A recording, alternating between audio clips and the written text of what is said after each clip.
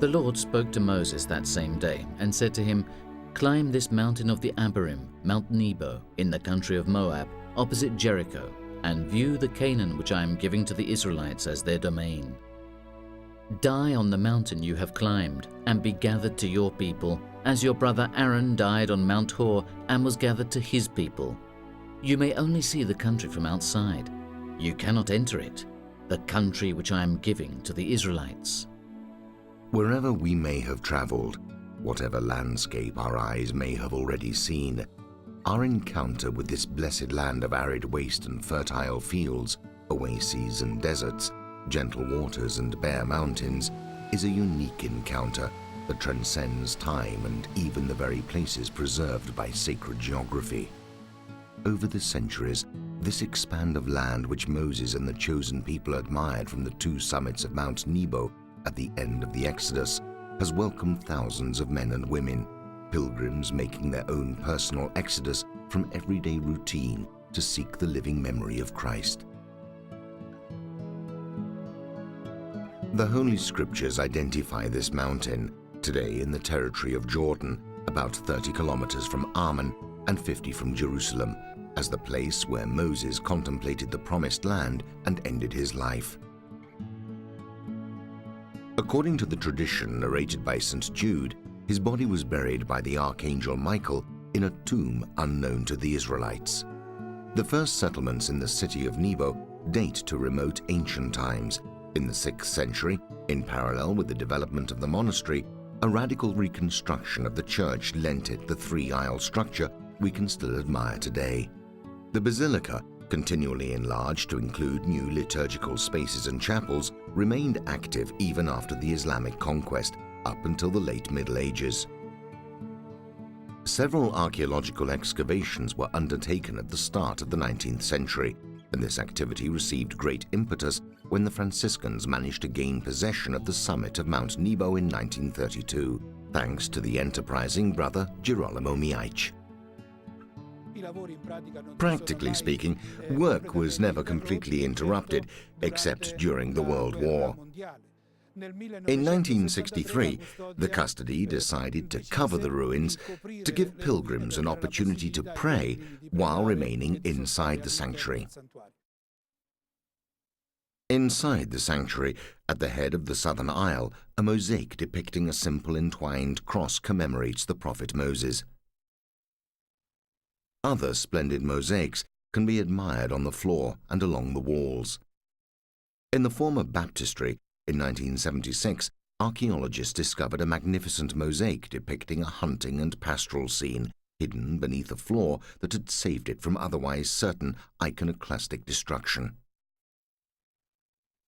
Ascribed to the school of Madaba, the Diaconicon features an inscription dating it to the year 425 of the Arab province, corresponding to 531 AD, during the episcopacy of Elijah.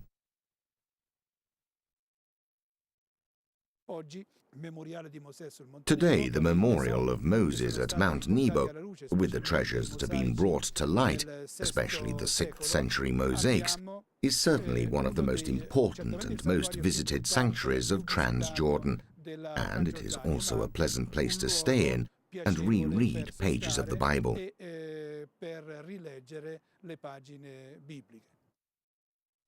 Thanks to the efforts of Franciscan archaeologists in Jordan, we can identify various renowned biblical sites. The excavation of Machaerus, the fortress where Herod Antipas, at the wish of his illicit wife Herodias, ordered the beheading of John the Baptist, has helped reconstruct an important page of gospel geography. The identification of the vast expanse of ruins at Erazas has allowed another name to be added to the biblical map. We know from the inscriptions we have found that these are the ruins of a biblical site, a Christian site, completely Christian, especially during the Islamic period, but with a name that also has an importance in the story of Muhammad and the early relations between the Christian and Islamic communities. It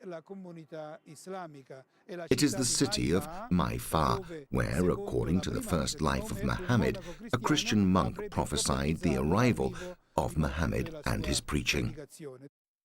The exceptional craftsmanship of the mosaics, discovered in the numerous churches dating from the 6th, 7th, and 8th centuries, provides valuable testimony to the presence of Christianity in the region. Of special interest is the mosaic decorating the floor of the St. Stephen's Church complex, which for its rich inscriptions and refined motifs was recently declared a World Heritage Site by UNESCO. The work is valued for the geographical illustrations depicting cities of Transjordan and Cisjordan. The production of mosaicists in Madaba is vast. Especially worth of note are the mosaics of the Church of the Virgin erected on the Hippolytus Hall, a rich dwelling near the Roman road. The central medallion contains a single prayer. If you want to look at Mary, Virgin Mother of God, and at Christ whom she generated, universal King, only Son of the only God, purify your mind, flesh, and works. May you purify God's people with your prayer. The masterpiece mosaic of the region dates back to the second half of the 6th century. It is found in the Greek Orthodox Church of St. George in Madaba and splendidly reproduces the map of the entire Middle East, from Tyre and Sidon to the Nile, from the Mediterranean to the desert of the East, with detailed descriptions of Palestine, Syria, the Jordan Valley, and above all, Jerusalem. This biblical and geographical map of the Holy Land, the oldest known to us, was designed to guide the pilgrims of old in the stages of their journey. Simple and suggestive indications point out the route, which winds between streams and deserts, mountains and fertile plains, touching, in the part of the map that has survived up to our own time, 156 toponyms. Colourful symbols mark important cities and small settlements, oases and sanctuaries, characteristic fauna and landscapes. Mount Nebo, besides being a sanctuary of Arabia, that is, of the province of Arabia, was also the preeminent sanctuary of Madaba. Thus, Madaba's inhabitants were proud of this sanctuary. It was almost certainly a priest who had the bright idea of commissioning the city's mosaicists to decorate the floor of his church with the vision of Moses. From Mount Nebo, the contemplation of the Promised Land is firmly rooted in hope in the Old and New Testaments. Mount Nebo is the starting point of this journey into the Holy Land, which proceeds toward the places entrusted to the custody of the sons of Francis of Assisi, amidst the lands where the new, unstoppable, living message of Jesus sprung forth along the itinerary of the history of salvation designed by a God who preceded us and always accompanies us. Here, on the heights of Mount Nebo, I begin this stage of my Jubilee pilgrimage. I think of the great figure of Moses and the covenant which God made with him on Mount Sinai. I give thanks to God for the ineffable gift of Jesus Christ, who sealed the new covenant with his blood and brought the law to fulfillment. To him who is the Alpha and Omega, the first and the last, the beginning and the end. To him I dedicate every step of this journey which I make through the land which was his. The voyage to the Holy Land is unique and cannot be compared with any other form of pilgrimage. Coming to the Holy Land means encountering Christ. The Holy Land is a fifth gospel. It is where the stones speak of Jesus, narrate his story, speak about the revelation of God, God's only revelation to man. This has always been its meaning, and today it takes on even greater value. The Franciscans' task is to help pilgrims not only to welcome them or to be present at the holy sites, but also to walk along this itinerary of faith, which is very important.